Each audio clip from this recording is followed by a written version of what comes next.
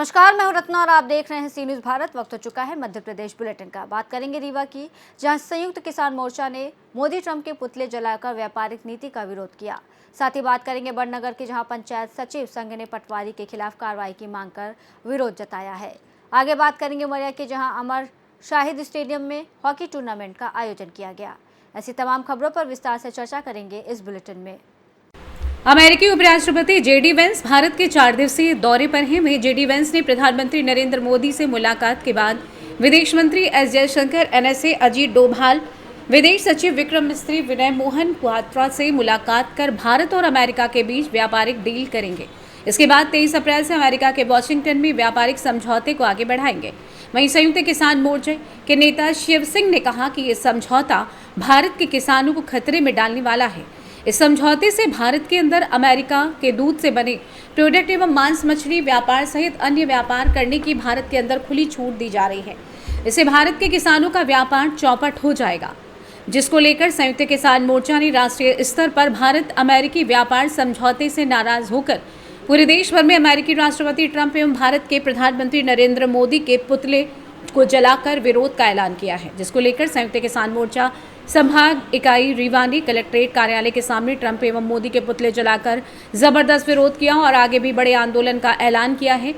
इस दौरान विरोध प्रदर्शन मोर्चे के नेता रामायण सिंह, रामजीत सिंह, जिला पंचायत सदस्य लालमणि त्रिपाठी, उमेश पटेल, इंद्रजीत सिंह, शंखु विश्वनाथ चोटीवाला आदि काफी संख्या में उपस्थित संगठनों के नेताओं ने कहा कि भारतीय कृषि पहले से ही संकट से जूझ रही है। किसान लागत का 1.5 गुना पाने के लिए संघर्ष कर रहे हैं और दूसरी तरफ अमेरिका लागत का 4 गुना अपने किसानों को सब्सिडी देता है और भारत से मुफ्त में व्यापारिक डील कर रहा है, जिसका हम कड़ाई से विरोध करते हैं। उन्होंने कहा कि रीवा संभाग सहित पूरे मध्य प्रदेश में 3 दिवस तक पुतला दहन का कार्यक्रम जारी रहेगा। आज जो है सरकार की नीतियों के खिलाफ जो सरकार हम किसानों के साथ घोर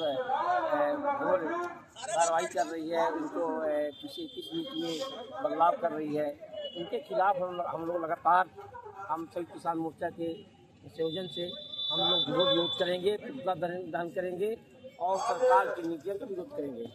आज रीवा संयुक्त किसान मोर्चा के साथी अभी हाल ही में जो भारत में अमेरिका के उपराष्ट्रपति जेडी वेंस जी आ रहे हैं, उनकी मंशा, भारत सरकार की मंशा, अमेरिका की मंशा किसानों के खिलाफ है। वे एक समझौता लेके आए हैं। भारत के किस उत्पादों को, मछली उत्पादों को, कुक्कुट उत्पादों को अमेरिका के हाथों सौंपना चाहते हैं और अमेरिकी जितने सामान है कृषि उत्पाद भारत में बिना किसी सब्सिडी के बांट दिए जाएंगे और भारत के किसानों का कृषि उत्पाद बिकेगा नहीं और पहले से ही फंसी किसान की उत्पाद और भयावह स्थिति में पहुंच जाएगी।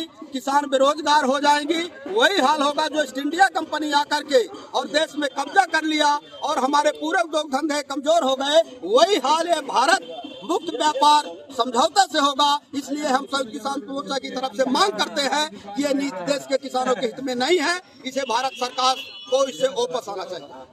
ये जो मोदी सरकार के इशारे पर अमेरिकी बाजार हिंदुस्तान में लादा जा रहा है, इसके विरोध में पूरे देश का किसान मैदान में है। संयुक्त किसान मोर्चे की दिल्ली मीटिंग के दौरान ये तय हुआ है कि पूरे देश में इसके विरोध में 3 दिन तक लगातार मोदी और ट्रंप के पुतले जलाए जाएंगे और इसका विरोध होगा।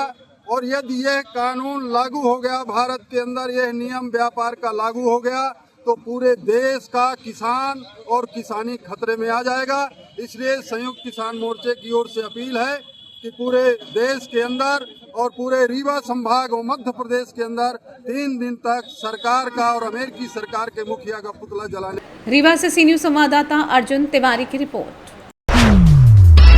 बड़नगर के जलोदिया गांव में विगत 3 दिन पहले नरवाई जलाने का मामला सामने आया था। दरअसल आवेदक द्वारा शिकायत की गई थी कि पड़ोस के खेत में नरवाई जलाई गई है, जिसको लेकर एसडीएम ने तहसीलदार को निर्देश दिए थे कि पटवारी ने गांव पहुंचकर पंचनामा बनाया।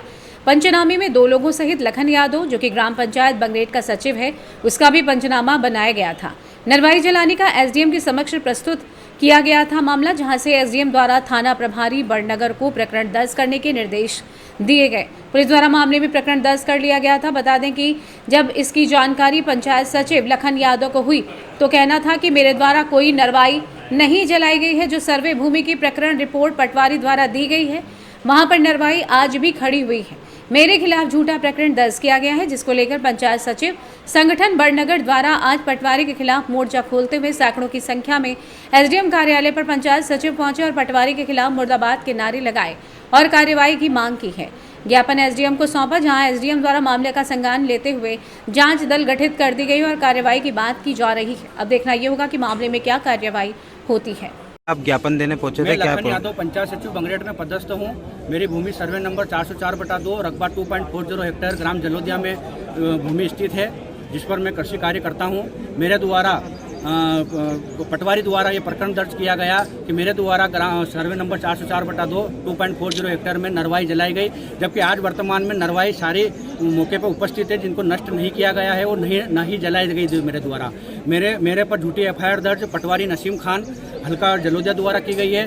संबंधित उनका कहना है कि पंचनामा जिन ने बनाया उनके ऊपर और जिनने शुरू में शिकायत दर्ज करवाई थी उनके ऊपर मैं कार्रवाई की मांग करता हूं। माननीय अनुभागीय अधिकारी महोदय को मैं आज अपना ज्ञापन और हम पंचायत सचिव संगठन व व्यक्तिगत रूप से मेरे ऊपर एफआईआर दर्ज हुई है थाने में, इसलिए मैं भी यहां पे कार्रवाई और ज्ञापन प्रस्तुत करने और प्रतिवेदन देने आया हूं। क्या आश्वासन मिला आपको? माननीय अनुभागीय अधिकारी से हमें पूरा आश्वासन मिला है। उन्होंने कहा कि जनपद स्तर से आपके ही मुख्य कल्पना अधिकारी महोदय के टीम बनाई जाएगी, दल बनाया जाएगा।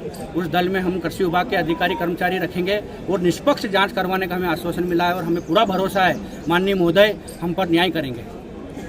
बताया आज पंचायत सचिवों ने आपको ज्ञापन दिया, क्या है? जी जिस प्रकार से गेहूं के खापे और नरवाई जलाने की दुर्घटनाएं हो रही हैं, उस संबंध में एक 223 की एफआईआर दर्ज की गई थी, CCTNS पुलिस के माध्यम से करवाया गया था।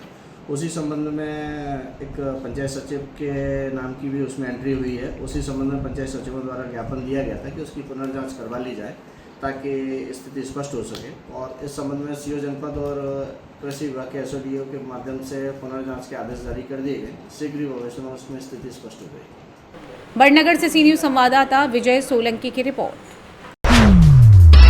बड़नगर की प्रतिष्ठित बम परिवार से जुड़ा एक मामला सामने आया। दरअसल जहां युवक ने बताया कि जेसीबी संचालक गोपाल कुमार को पारस बम का फोन आया कि मेरे प्लॉट पर आपको साफ सफाई का कार्य करना है, इस हेतु जेसीबी की आवश्यकता है। मेरे द्वारा वहां पर जेसीबी भेजी गई। फरियादी गोपाल कुमट ने बताया कि उसके बाद अभिमन्यु बम मेरे घर पर आता है और गाली गलौज और जान से मारने की धमकी देने लगता है। मुझे नहीं पता कि बम परिवार का वहां पर क्या विवाद है। बाद में पता लगा कि मेरे द्वारा थाने पर रिपोर्ट की गई है। वहीं अभिमन्यु बम और अन्य के खिलाफ मामले में पुलिस ने प्रकरण दर्ज कर लिया है। देखना ये होगा कि अभिमन्यु बम पर प्रशासन क्या कार्रवाई करता है, क्योंकि बड़नगर के उद्योगपति हैं और उनकी हरकत कहीं न कहीं गुंडागर्दी दर्शाती है।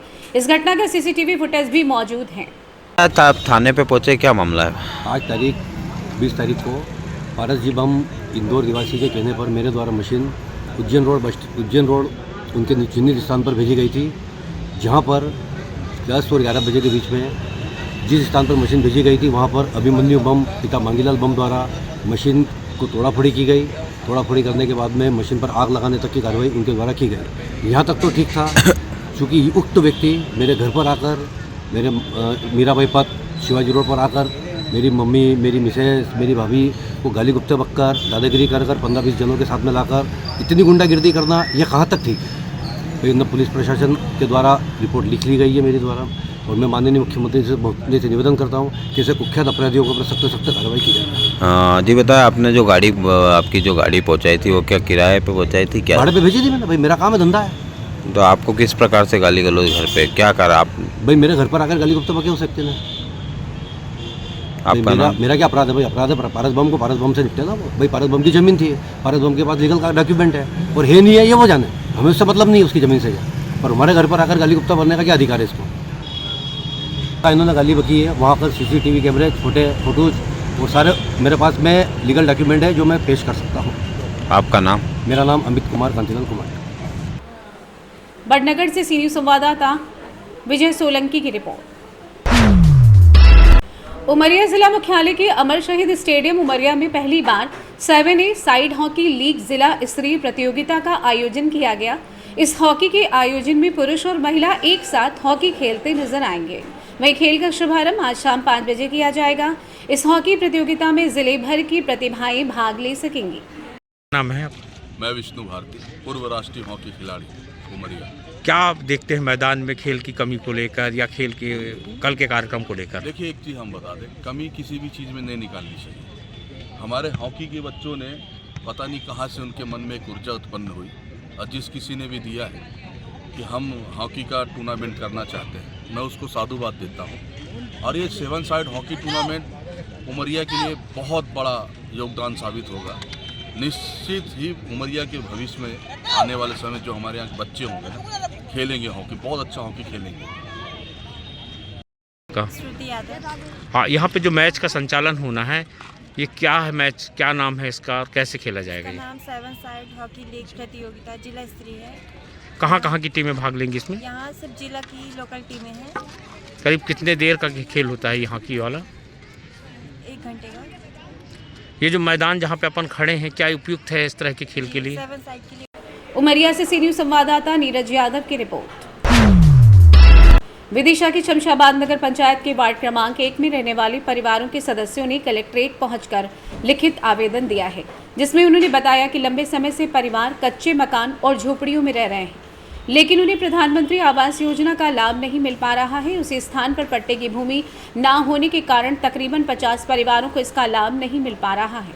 लोगों ने आवेदन के माध्यम से पात्र परिवारों को पट्टे देने की और आवास योजना का लाभ देने की मांग की है। क्या नाम है आपका? भूपेंद्र सिंह। कहाँ रहते हैं? शमशाबाद। क्या मांग थी आज? मांग ये थी कि वो मुख्यमंत्री कन्या आवास योजना के माध्यम से जो कुछ परिवारों के लिए कुटीरे नहीं मिली, अपात्र करके जो उनको पट्टे न होने के कारण उनको कुटी नहीं मिल रही, तो इसलिए परिवार जो सभी लोग गरीब लोग हैं, इनको पट्टे देने की आस लेके कलेक्टर महोदय के पास आए हैं। तो उन्होंने जो अधिकारी उनके आए थे तो उन्होंने बताया है कि उसे जाँच करके उनको उचित कार्रवाई की जाएगी। कितने परिवार है? ये 50 परिवार है कम से कम। ग्राम कौन सा लगता है? शमशाबाद वार्ड नंबर 1 लगता है। Ward number 1 Shamshabad. जी। अभी कैसे कहाँ रह रहे हैं? उसे झुग्गी झोपड़ी बना कर उसी जगह पर रहते हैं। उसी जगह पे? जी। वही पट्टा चाहिए? उसी जगह का पट्टा चाहिए। क्या नाम है आपका? कमल सिंह चौहान। कहाँ से आए? शमशाबाद। क्या मामला था? मामला ये है कि आवास कुटीर का मामला है और पट्टे के लिए है। कितने परिवार के लोग हैं और क्या समस्या आ रही है?